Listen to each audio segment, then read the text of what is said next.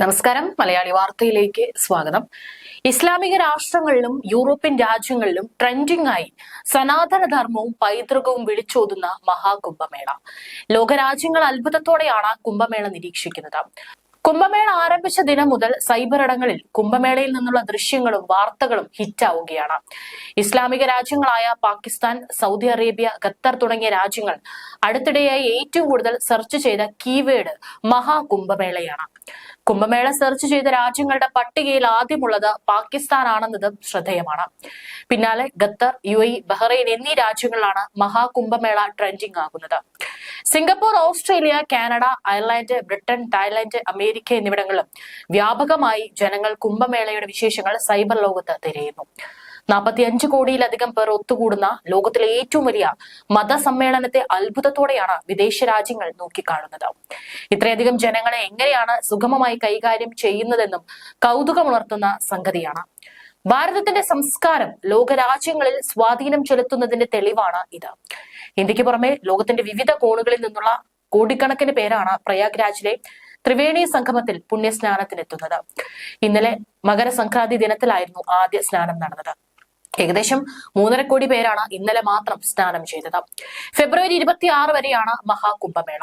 പുരാണത്തിലെ പാലാഴി മഥന കഥയുമായി ബന്ധപ്പെട്ടതാണ് കുംഭമേളയുടെ ഐതിഹ്യം. ദേവന്മാരും അസുരന്മാരും ചേർന്ന് പാലാഴി കടഞ്ഞെടുത്ത് നേടിയ അമൃത് നിറച്ച കുംഭം പക്ഷിരാജാവായ ഗരുഡനെ ദേവന്മാർ സൂക്ഷിക്കാൻ ഏൽപ്പിച്ചു. കുംഭവുമായി പറക്കുന്നതിനിടയിൽ അമൃതിന്റെ തുള്ളികൾ ഭൂമിയിൽ പ്രയാഗ്രാജ്, നാസിക്, ഹരിദ്വാർ, ഉജ്ജയിൻ എന്നിവിടങ്ങളിൽ പതിച്ചെന്നാണ് കഥ. ദേവന്മാർ കഴിച്ചതിന്റെ ബാക്കി അമൃത് കുംഭത്തിലാക്കി കുഴിച്ചിട്ടിരിക്കുന്ന രഹസ്യ സ്ഥലങ്ങളിലാണ് കുംഭമേള നടത്തുന്നതെന്നും മറ്റൊരു ഐതിഹ്യവുമുണ്ട്. ഈ പുണ്യസ്ഥലങ്ങളിലൂടെ ഒഴുകുന്ന നദികൾക്ക് കുംഭമേളയുടെ സമയത്ത് അമൃതിന്റെ ഗുണം കൈവരുമെന്നാണ് വിശ്വാസം. അതേസമയം ഉത്തർപ്രദേശിലെ പ്രയാഗ്രാജിൽ നടക്കുന്ന മഹാകുംഭമേളയിൽ പങ്കെടുക്കുന്നതിനിടെ ആപ്പിൾ സഹസ്ഥാപകൻ സ്റ്റീവ് ജോബ്സിന്റെ ഭാര്യ ലൊറീൻ പവലിനെ ദേഹാസ്വസ്ഥ്യം. ജനത്തിരക്ക് മൂലം ലൊറീൻ പവലിന് അലർജി ഉണ്ടായതായാണ് റിപ്പോർട്ട്.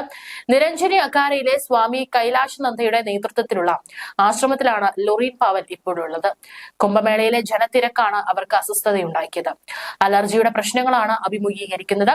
ഇത്രയും വലിയ ജനക്കൂട്ടത്തിനിടയിൽ അവർ ആദ്യമായാണ് എത്തുന്നത്. അന്തരീക്ഷത്തിലെ മാറ്റവും കാരണമായിട്ടുണ്ട്. ഇപ്പോൾ അവർ ആശ്രമത്തിൽ വിശ്രമത്തിലാണെന്നും സ്വാമി കൈലാശാനന്ദ് ഗിരി പറഞ്ഞു.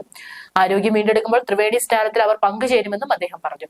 ഇന്ത്യയിൽ ആത്മീയ യാത്രയിലുള്ള ലൊറീൻ പവർ ജോബ്സ് ഞായറാഴ്ചയാണ് മഹാകുംഭമേള നടക്കുന്ന പ്രയാഗ്രാജിലെത്തിയത്.